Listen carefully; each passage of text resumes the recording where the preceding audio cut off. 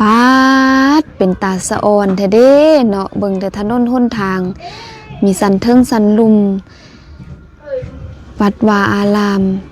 ยิ่งใหญ่อลังการถนนหนทางสะอาดสะดวกสบายเบิ่งแล้วเป็นตาสะออนแท้เด้เนาะถนนหนทางอยู่เทิงก็มีอยู่ลุ่มก็มีแม้แต่มุดดินก็ยังมีเนาะถนนหนทางที่แบบเดินทางสะดวกสบายวัดวาอารามสวยสดงดงามถนนหนทางเกียงเลื่อมมาบครูอรดามาแล้วเด้อเฮลโลประเทศไทยทักทายสบายดีพ่อแม่พี่น้องฟังลาวฟังไทยทั้งในและก็ต่างประเทศเนาะที่เข้ามาติดตามรับชมช่องของครูอรดาเนาะ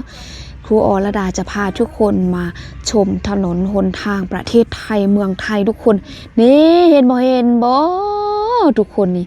นับช่วยกันนับเด้อทุกคนมีจักสั้นนี่ทางขวามือครูอนี่1สั้น2สั้น3สั้น4สั้น5สั้นอยู่ลุ่มพุ่นอีกทุกคน5สั้น6สั้นพุ่นใดทุกคนป๊อดทางครูอเห็นแล้วสะอ่อนตาอ่อนโซนแต่เด้เบิ่ง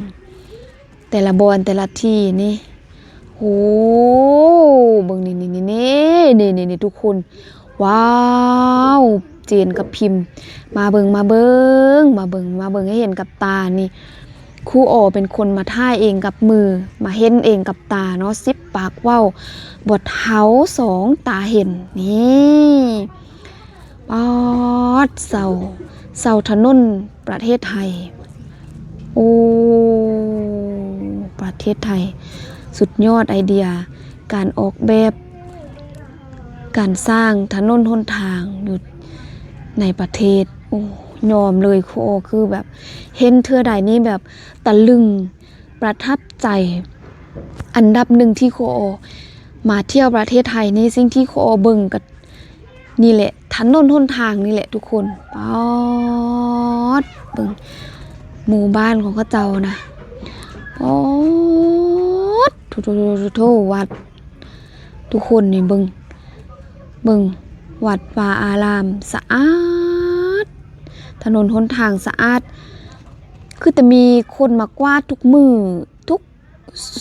ทุกวินาทีเลยเบิ่งบ่มีขี้ฝุ่นบ่มีขี้เหงื่อเนาะแล้วก็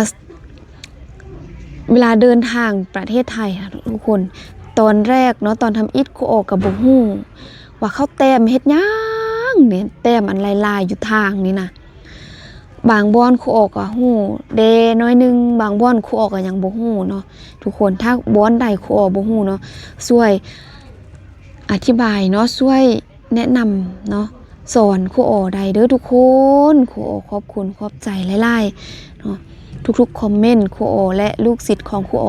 เข้าไปอ่านทุกคอมเมนต์ผู้ใดที่สิว่าครูอเป็นคนบ้านนอกครูอยอมรับเลยว่าครูอเป็นคนบ้านนอกเนาะทุกคนนี่พอได้มาเห็นประเทศไทยเมืองไทยตื่นตาตื่นใจแท้ๆนี่แหละนี่เบิ่งโอ้โหกรุงเทพมหานครแถวนี้ใกล้กับสนามบินดอนเมืองทุกคนครูฮู้แต่ว่าใกล้กับสนามบินดอนเมืองเนาะนี่ก็คือต่อจากคลิปที่แล้วคือผู้ใหญ่ใจบุญเนาะซึ่งเป็น FC ของครูแล้วก็เป็น FC ของลูกศิษย์ของครูนี่แหละเพิ่นมารับครูไปทานข้าวเที่ยงเนาะแล้วเพิ่นก็อาสาสมัครพาครูถ่ายคลิปชมเมืองเนาะนี่ให้ครูเบิ่งนี่เป็นโรงเรียนแล้วก็จอดรถเต็มอยู่เนาะเขาบ่ได้จอดอยู่ในใดทุกคนนี่สังเกตเบิ่งเห็นบ่โรงเรียนมีชื่อว่ามีโรงเรียนหนึ่งนะครูอ่านโรงเรียนซีกันว่าซั่นอันนี้บ่แม่นครูเว้าบ่ม่วนได้ทุกคนมันคือชื่อของโรงเรียนเนาะชื่อของโรงเรียนนี่เซเว่นมีทุกจุดทุกบอนเลยป๊า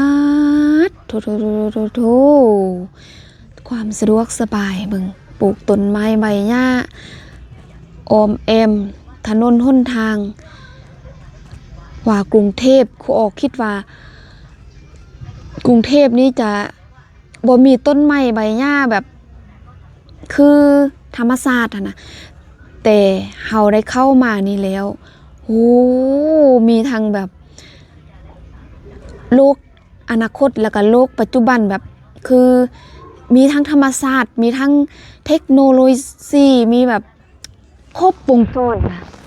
ความเจริญความสะดวกสบายของประเทศไทยแม้แต่สัตว์ป่าก็ยังอยู่นำคนใดนี่โรงเรียนน่าจะเป็นโรงเรียนนี้แล้วโรงเรียนซีกันนะทุกคน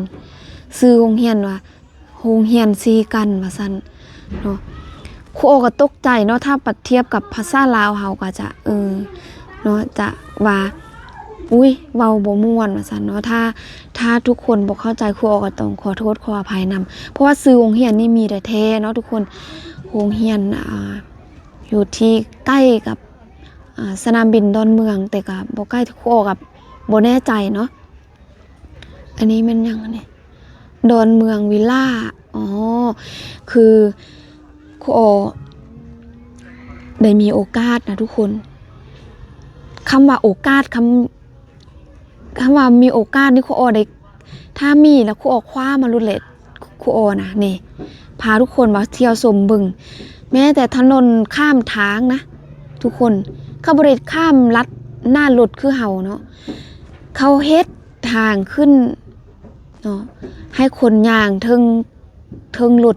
เนาะทุกคนนี่ความสะดวกสบายของเมืองไทยประเทศไทยนี่คือแบบชุมชนเนาะชานเมืองเนาะถ้าทุกคนอยู่เขตนี้หรือว่าเคยมาเขตนี้ก็อย่าลืมคอมเมนต์บอกครูโอได้เนาะครูโอก็บ่ฮู้รายละเอียดปานใดเพราะว่าผู้ใหญ่ใจบุญเพิ่นพาครูโอถ่ายคลิปเนาะแบบพาครูโอมาถ่ายคลิปชมแถวสนามบินดอนเมืองเนาะแล้วก็เบิ่งสะพานเบิ่งถนนหนทางเบิ่งการใช้ชีวิตอยู่ประเทศไทยทั้งอยู่ในและก็นอกเมืองเนาะเพราะว่าอยู่ในเมืองแท้ๆก็เคยไปเนาะแบบแถวเซ็นทรัลเวิลด์แถวสวนลอยฟ้ายังมีหมดทุกอย่างเลยประเทศไทยนี่ความสะดวกสบายความอลังการบอกได้เลยว่าทุกคนตื่นเต้นนำโคเนาะโคจะพาไปตื่นเต้น